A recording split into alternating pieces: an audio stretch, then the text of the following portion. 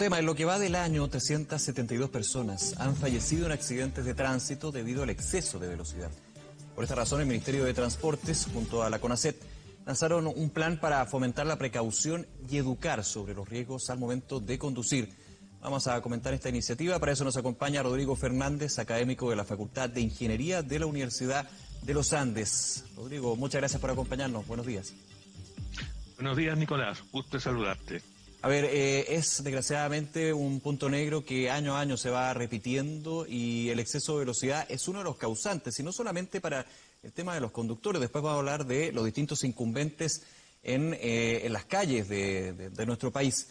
¿Cuáles son los grandes problemas que ustedes ven, que tú ves en este caso, con respecto a el exceso de velocidad y los factores que terminan en estos hechos de fatalidad? Bueno, el exceso de velocidad siempre se produce si es que no existe suficiente fiscalización. Lo que ha pasado en estos meses es que hemos estado pendientes de cosas mucho más importantes que la movilidad o el tráfico en la ciudad. Sin embargo, yo valoro mucho que se haya juntado este Comité de Ministros de Seguridad Vial, porque el tema de accidentes y el tema de reducir y fiscalizar los excesos de velocidad es algo que compete a varios ministerios, no solo a Carabineros, no solo a CONACET. Por lo tanto, hay dos cosas. Una es la fiscalización, otra es también la toma de conciencia de los conductores a través, por ejemplo, de campañas que sean impactantes, de modo que sepan los conductores cuál puede ser el efecto. Y también se ha producido esto por producto de que ha disminuido el tráfico en la ciudad.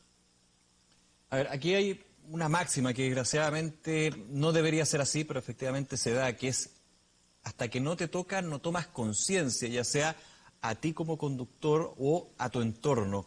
En ese punto, el tema de la conciencia que tú mencionabas, educación, campañas que sean impactantes, ¿cómo ha ido desarrollándose eso? ¿Hay una mayor educación también vial para poder evitar el exceso de velocidad? No, claramente ahí estamos, digamos, con deficiencia en lo que es la reducción de velocidad. Si solo nos concentramos en las campañas de regulación de la velocidad y, digamos, multas por exceso, claramente los conductores siempre van a decir, mire, a mí probablemente no me toque. Claro. Si hay muchas, ¿cómo se llama?, fiscalización, pero las multas son reducidas, entonces los conductores van a decir, bueno, yo pago la multa y me voy a 180 de aquí a la costa. Por otro lado, si hay poca fiscalización, pero las multas son muy draconianas, los conductores van a decir, mira, como hay poca, probablemente nunca me toque a mí. Eso por un lado. Y por el otro lado, la verdad es que el asunto de digamos, la experiencia de tener un accidente, indudablemente es una experiencia traumática y hace que el conductor tome un poco más de conciencia. Ahora, la cantidad de accidentes, la cantidad de conductores involucrados en un accidente por exceso de velocidad es reducida, aun cuando haya muchos muertos, pero digamos, se producen, no sé, millones de viajes al día en transporte privado. Por lo tanto, ahí es donde yo apunto a campañas que sean educativas, pero también campañas que sean, ¿cómo se llama?, que muestren escenas dramáticas, aunque eso puede ser un poco chocante, yo creo que eso concientiza. Y lo otro también en temas de educación, explicarle a los conductores cuánto, por ejemplo, demoran en frenar cuando van a determinada velocidad. Y eso no solo ponérselo en un cuadrito con números, sino que mostrarlo en una vía cualquiera, ¿no? Por ejemplo, saber que si va a 100 kilómetros por hora se va a demorar, se va a poder detener en casi 2 o 3 cuadras.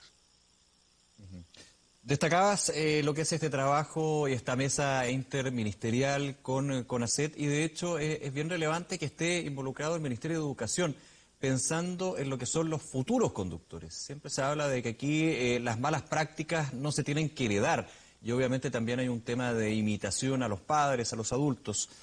En ese punto hay una generación que va tomando más conciencia, ¿cómo lo han visto ustedes también desde la concientización de manejar a la velocidad permitida y por sobre todo siempre a la defensiva? Sí, yo creo que las nuevas generaciones tienen más conciencia porque han estado más expuestos a la educación y también han estado más expuestos al tráfico. Es decir, ya no es poco común que en cada hogar o en una cantidad apreciable de hogares exista un automóvil y los niños lo utilicen digamos, vayan en el automóvil, por ejemplo, para ir al colegio. Y ahí yo creo que los propios niños o los jóvenes tienden a controlar a los adultos que van con ellos cuando van a exceso de velocidad. Algo parecido ocurre con el asunto ambiental, digamos, los jóvenes son sensibles al deterioro del medio ambiente, más sensibles que los adultos. Entonces, bueno, las campañas también pueden ir dirigidas a los niños o a los adolescentes también, que son imprudentes porque cuando uno es adolescente se siente inmortal. Pero en muy corto plazo, o sea, estamos aquí con un problema donde se están produciendo 1.600 accidentes al año, muertes, perdón, al año, lo que equivale a que, no sé, cada año se estrellaran 3 Boeing 4.7 en el aeropuerto de Santiago, y si eso ocurriese, probablemente estaríamos todos, digamos, muy alarmados de qué es lo que está pasando en el aeropuerto. Sin embargo, eso esa cifra como que está escondida y solo forma parte de la estadística, no es algo que la gente lo vea. Por eso yo insisto en el sentido de que se muestren, ¿ya? No solo se muestren los accidentes, sino que se muestre qué pasa si un conductor va a exceso de velocidad. Es decir, ¿qué le va a pasar si toma una curva a 80 kilómetros por hora y la vía está diseñada para Rodrigo. 60? Claro, y me imagino que también en este mostrar lo que puede ser el no cumplir con las leyes de tránsito, tiene que ir del lado del efecto que puede tener la muerte de una persona en el automóvil o el conductor también, lo que genera todo el drama familiar, pero también el otro efecto que es bastante común, desgraciadamente, en este tipo de hechos, cuando personas que sí respetan las leyes del tránsito finalmente mueren por una persona que no lo hace. Ese efecto es bien potente. Es un efecto bien dramático Sí. porque aquí hay algo parecido a lo que ocurre con el uso de mascarillas en esta condición de pandemia. La gente dice, miren, sabe que si yo voy a exceso de velocidad, bueno, es un problema mío. Pero el problema es que también puede matar a otra persona que no tiene nada que ver. Eso también es algo que deberíamos incentivar en las campañas, es decir, bueno, usted toma una decisión, pero es una decisión que afecta a toda una sociedad que está detrás y que comparte con usted la vialidad. No es cosa de decir, mire, yo me la arreglo solo, no. Aquí hay que decir, mire, si usted mata a alguien, va a ir a la cárcel, o va a tener que firmar, no sé, mensualmente, o va a tener que estar en arresto domiciliario. Entonces, explicarle a las personas en esta campaña de educación también cuáles son las consecuencias para el infractor, no solo en términos de la multa, sino que en términos de las consecuencias que puede causar. Hablamos de los conductores, las conductoras, pero también hay otros incumbentes en las calles. Los peatones, los ciclistas, también ha aumentado el número de ciclistas, qué bueno que así sea, pero sabemos que las calles de las capitales de nuestro país no están diseñadas, desgraciadamente, para poder albergar a los ciclistas, y eso también los pone en riesgo. De hecho, estaba viendo las cifras que se han dado, ha aumentado en un 28,8% el número de ciclistas que han fallecido comparado con el año pasado en accidentes de tránsito. ¿Cómo también abordamos esos grupos que tienen responsabilidades, que generalmente son los más vulnerables por razones obvias, pero que hemos visto casos donde desgraciadamente también la irresponsabilidad del no conductor tiene mucho que ver ahí. Correcto. Una de las cosas que yo siempre he dicho que tiene que hacerse es que a los ciclistas y a los peatones no solo hay que enseñarles a ser ciclistas y peatones, sino que también deberían en algún momento conducir un auto y saber que, por ejemplo, ciclistas y peatones no siempre se ven, no siempre los ve el conductor. Entonces, el ciclista y el peatón, y en particular el ciclista, de repente hace un uso de su derecho, que está en todo su derecho de hacer uso de eso. Sin embargo, no tiene conciencia de que el conductor de un automóvil no necesariamente lo ve o no necesariamente puede respetarlo, y claramente el que va a salir con mayores heridas e incluso puede resultar muerto es el ciclista. Entonces, esa es otra cosa que hay que enseñarle a ciclistas y a peatones. Decirle que bajo ciertas condiciones, por ejemplo, un ciclista con ropa negra, en una bicicleta negra, durante la noche, es invisible. Uh-huh. Un peatón también que cruza corriendo a mitad de una cuadra, también puede ser invisible o un objeto que uno no espera. Los ciclistas, por ejemplo, que hacen uso de los cruces peatonales, cuando uno va manejando, espera que cruce un peatón.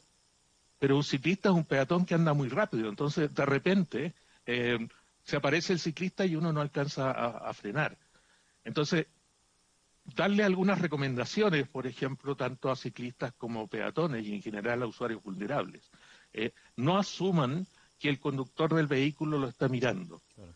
Una buena táctica es mirar si el conductor lo está observando y tratar de hacer contacto con el conductor. De modo que ahí uno sabe que lo ha observado y que se va a comportar de alguna manera tratando de no atropellarlo. Rodrigo, claro, eso tomando la consideración que me parece una buena recomendación, que el ciclista también tenga de alguna manera la experiencia del conductor, pero claramente hay ciclistas de que no tienen automóvil, ni siquiera tienen carnet para manejar. ¿Qué se puede hacer al respecto? Hay también, me imagino, un tema de difusión, de educación de lo que a lo que se enfrenta un conductor, así como también debería ser al revés, me imagino, a los conductores, ¿a qué se enfrentan los peatones y los ciclistas?